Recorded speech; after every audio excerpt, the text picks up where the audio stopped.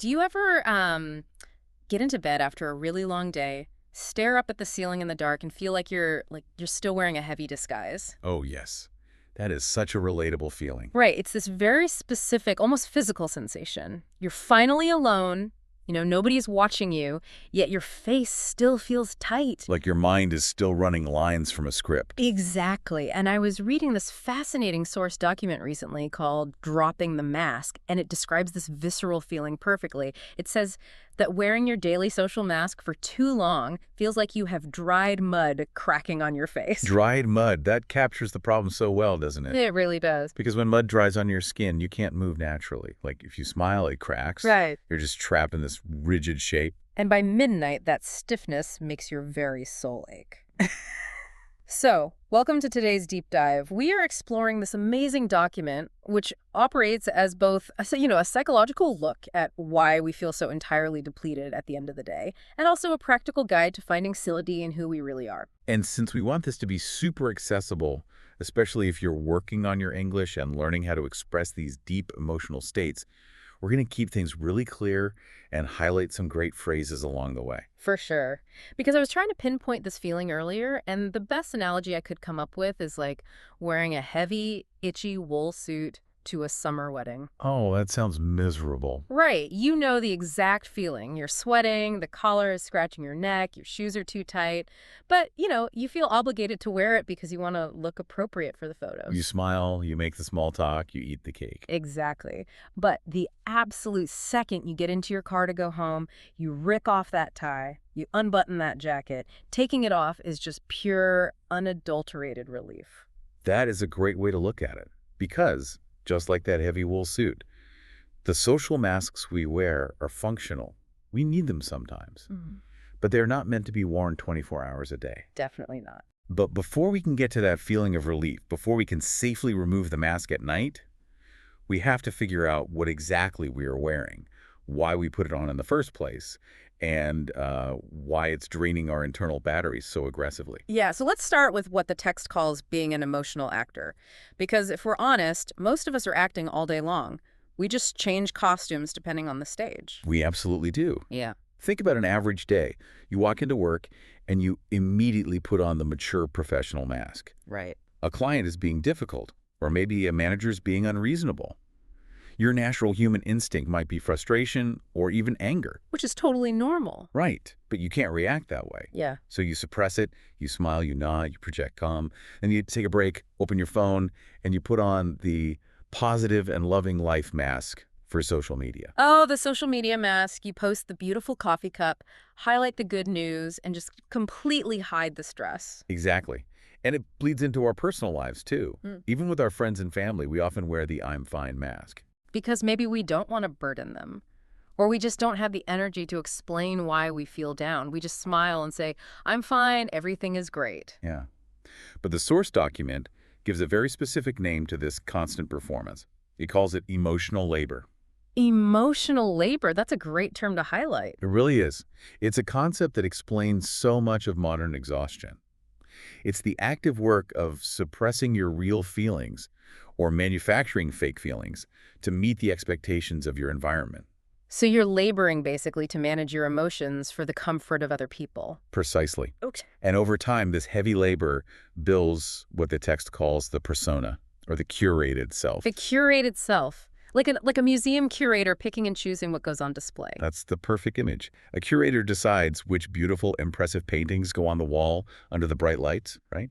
And they also decide which messy, unfinished sketches get locked away in the dark basement. So when we curate ourselves, we only show the world the polished, acceptable parts of who we are. But I want to dig into the biological mechanics of this for a second. The text mentions there's a real physical toll to maintaining this curated self. How does faking a smile actually drain us physically? Well, it comes down to how our nervous system interprets suppression. When you feel a strong emotion, say anger at that unreasonable manager, your body produces a surge of energy to deal with it. Your heart rate literally goes up. Okay, I'm with you. But when you force yourself to swallow that anger and smile instead, you're essentially fighting your own biology. It takes a massive amount of physical energy to hold that natural reaction down. It's like trying to hold a giant beach ball underwater. Oh, wow. So you are fighting the upward pressure of that beach ball all day long. Yes. And because you are forcing a flawless disguise, your nervous system interprets this as a high-stakes threat. Wait, a threat. Why? Because your brain thinks, if I drop this mask, I will be rejected from my social group. So it keeps you in a state of high-energy defense. You are running on adrenaline and cortisol, the stress hormones, for hours on end. Which completely explains the crash. I always wondered why, when I finally get home and lock the door, I don't just feel a normal level of sleepy. You feel that sudden drop. Yes, I feel this sudden, heavy crash of emptiness. Sometimes it even leads to late-night crying for no obvious reason. Yeah, that is the adrenaline wearing off. All day, those stress hormones were masking your fatigue, keeping you alert so you wouldn't drop the character. And when you're finally alone, the brain says the threat is gone. Exactly.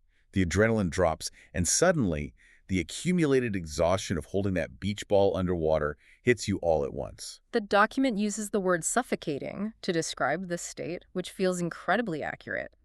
When something is suffocating, it's pressing down on you so hard that you can't draw a full breath. It's a very heavy feeling. It is. Yeah. And if you're listening and you want to express this feeling clearly in English, you could say something like, I am exhausted from putting on a brave face all day. Or, I feel trapped inside my own social persona. Those are very natural, powerful ways to express it. When you say you feel trapped inside your own persona, you're acknowledging that the character you built to protect yourself has become a prison. But wait, I need to play devil's advocate here for a moment. Go for it. Because I hear all this, and part of me thinks, if I just let my raw, unfiltered self out at work, I am going to get fired. Well, sure. If a customer is screaming at me and I drop my mask to show them my authentic anger, I lose my job. Masking is a survival skill in society. Isn't emotional labor sometimes just, basic politeness?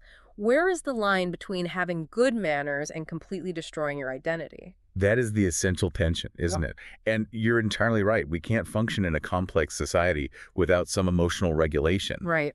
But the text helps us navigate this by drawing a line between a tool and an identity. Politeness and good manners are tools. Okay, tool. Yeah. You pick up the tool for a 5-minute interaction with a frustrated customer, you use it to de-escalate the situation, and then you put the tool down. You know you are just being polite. You haven't lost yourself. So the danger is when you forget that the tool is just a tool. Exactly. The suffocating, curated self happens when the mask becomes permanent. When you start to believe that the mask is the only valuable thing about you. That's deep. If you think, if I ever show weakness or if I ever stop smiling, I am worthless, then you have glued the mask to your face. You're no longer choosing to be polite. You are terrified of being seen. So politeness does not drain your soul, but believing your true self is fundamentally unacceptable. That is what suffocates you. That's it, exactly. Okay, that clarifies it beautifully. The goal isn't to walk around screaming at people in the name of authenticity. Definitely not. The goal is to not lose our core identity to the performance. So if we recognize that we are exhausted and we realize the heavy toll of this emotional labor, how do we shift our mindset? Right, how do we transition? Yeah, how do we go from that high-stress public stage to a place where we feel safe enough to actually take the mask off? The first major shift the source outlines is redefining how we think about vulnerability. Now, vulnerability is a tricky word. For most of us, vulnerability implies danger. Like, if a castle wall is broken, it is vulnerable to attack. If I am vulnerable, I am exposed. And in physical survival sense, yes. But in the context of our inner lives and psychology, the text argues the exact opposite. It insists that vulnerability is not a weakness at all. It is the highest form of self-acceptance. How does that work? How is being exposed a form of self-acceptance? Because when you allow yourself to be vulnerable, you are declaring that you do not owe the world a perfect performance. The messy, tired, stressed, imperfect version of you is what the text calls the authentic self. We usually feel that this authentic self is weak or broken. We do, but the document suggests it is actually full of vitality. It is real.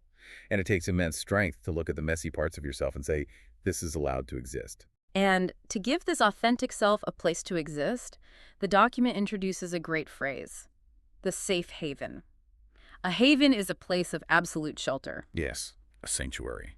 It suggests that your late-night space, maybe your bedroom or just sitting quietly in your living room, should become this safe haven. And the rules of the safe haven are what make it work. In this space, there are no KPIs, no key performance indicators. You're not being graded on your productivity. You do not have to be efficient or impressive. And most importantly, there is no audience.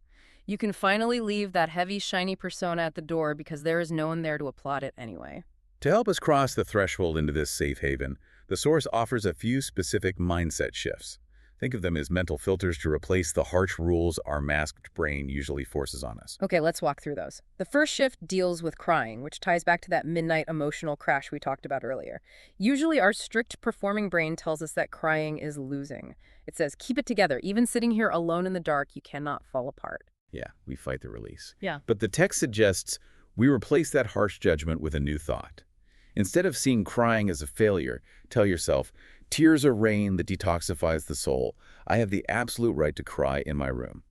I just love that imagery. Tears as rain that detoxifies the soul. But there is a biological truth to that too, isn't there? There is. Emotional tears, the kind we cry when we are sad or overwhelmed, actually contain high levels of stress hormones. Wait, really? Yeah, it's fascinating. When we cry, we are literally flushing the chemical byproducts of stress out of our bodies. So by giving yourself the right to cry, you aren't surrendering to weakness. You are allowing your body's natural detox system to do its job. You're taking your power back. That is so cool. And that brings us to the second mental shift, which targets a much deeper insecurity. Our performing brain constantly whispers, if I take off my perfect mask, people will see how broken I am and they won't love me anymore. I have to stay perfect to keep my relationships. That is the core fear driving almost all emotional labor. We mask because we want connection, and we're terrified that our real selves are unlovable. Yeah. But the source provides a completely paradigm-shifting response to this. It says, masks only attract mask lovers. Only my authenticity can earn real connection. Masks only attract mask lovers. That makes me think of being a famous actor on a massive hit TV show. Okay, how so? Well, imagine you play a brilliant, heroic doctor. You have millions of fans. They write you letters. They cheer for you on the street. They say they love you, but they don't actually love you. They love the fictional character you play. Oh, that is a profound way to look at it. If you spend your whole life playing a character, you are essentially managing a public relations campaign for a fake person. Exactly. And the tragedy is, even if people shower that fake person with praise, it never actually cures your own loneliness. Because deep down, you know they don't know the real you. Yeah, they just know the doctor. Right. If you want a genuine hug, if you want love that actually nourishes you, you eventually have to break character. You have to let people see the tired actor behind the lines. Which requires that vulnerability we talked about. Because yes, if you drop the mask, some people might not like the real you. The mask lovers might walk away. Sure. But the text argues that this is a necessary risk because it is the only way to find the people who will love your authentic self. The third mental shift the document offers is specifically for that moment when we are lying in bed staring at the ceiling.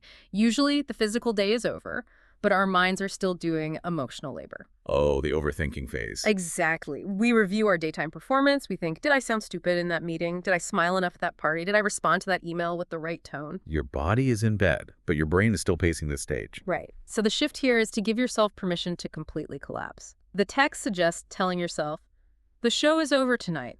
I allow myself to be a boneless puddle of mud sinking into the dark. A boneless puddle of mud. It sounds a bit funny at first. It does. But when you really think about the physical relief in that image, it's amazing. No posture, no holding your spine straight, no holding your chin up. Total, absolute surrender to gravity. It's about giving up the effort of holding a shape. When we say vulnerability is the birthplace of courage, this is what we mean. It takes courage to let go of your shape and trust that the bed will hold you. It takes courage to tell yourself, you don't owe the world a perfect performance tonight. I want to pause on that phrase because it is so comforting, especially if you're learning English and want a mantra to relax to. You don't owe the world a perfect performance tonight. If you are listening to this right now and you are feeling the weight of the day, just let that sink in. The world does not need you to perform right now. So we've explored the mental framework. We understand the biological cost. We know we need a safe haven, and we have the mindset shifts. But there is a gap here, isn't there? Oh, a huge gap. You can tell your brain that the show is over, but your body doesn't always get the memo. That is the hardest part. You can decide to relax, but your shoulders are still hiked up to your ears. Your heart is still beating fast. The transition is not automatic. No, it's not. And that is why the final section of this document is so brilliant. It doesn't just offer philosophy. It provides a highly specific physical mindfulness routine. It calls it the mask-dropping ritual. A practical bridge between the stressful day and the safe haven of sleep. Exactly. To start this ritual, the text asks us to set the environment. Imagine you are in your safe haven. The lights are off. Maybe you have some very slow, gentle piano music playing in the background. Outside, you can hear the steady, calming sound of rain. You are alone, and you are safe. The very first step of this physical ritual is to unclench the face. And honestly, this step alone changed how I view the whole concept of a persona. Really? How so? Well, we spend so much time talking about the mask as a psychological metaphor, but this step reminds us that the mask is a physical reality. Our bodies literally hold the tension of the disguise in our muscles. They do. Muscle memory is powerful. Every time you forced a polite smile today, every time you held back an angry comment, your facial muscles tightened. Yeah. So, as you lie in the dark, the ritual asks you to bring your attention to your face. Notice what it's doing right now. Is your jaw locked tight? Are you grinding your teeth? Is your tongue pressed hard against the roof of your mouth? You know, even just talking about it right now, I realized my jaw was slightly tense. It happens without us even realizing it. Yeah. So for step one, you take a slow breath out. You purposefully drop your jaw. You let the space between your teeth open. You let your tongue fall away from the roof of your mouth. Imagine all the tiny muscles around your eyes and your mouth simply melting, flowing downward like water. You just unclench. Wow. Okay, so once the physical face is relaxed, step 2 is to peel off the persona. This is a visualization exercise. You take a deep, slow belly breath. As you do, you visualize that heavy, suffocating mask you wore all day, the one that had to be smart, smiling, and totally unbothered. Right. Imagine it lifting slightly off your skin, turning into a thin, visible veil. And then, as you exhale, imagine reaching a gentle hand up to your face. You take hold of the edge of that veil, and you slowly, deliberately peel it off. You pull it away from your identity. You watch it drift down and land on the floor next to the bed. And you tell yourself, that does not belong to me tonight. I love this because it is a profound act of separation. You are physically pantomiming the boundary between your job and your soul. You are saying, I am not my productivity. I am not my polite emails. I am just me. Which naturally leads us to the final step of the ritual. Right. Rest in your raw skin. With the mask on the floor, the text instructs you to place a warm palm gently on your own cheek. Just feeling the actual physical texture of your own face? Yes, you feel your skin, you notice the pulse of your heartbeat under your hands, you ground yourself entirely in your physical, authentic reality, and as you feel that steady heartbeat, you remind yourself that you are just a tired, pure, and noble life in the universe. I really love the choice of the word noble there. We usually think we have to earn our worth by being productive or impressive, but this says your raw existence, your raw self, before society adds any expectations or packaging, is already noble. Just by breathing, you are worthy of rest. To close the ritual, the source provides a final thought to lock in this feeling of safety. The text suggests imagining this spoken in a deeply relaxing, soft tone. It's a declaration that you are reclaiming your inner world.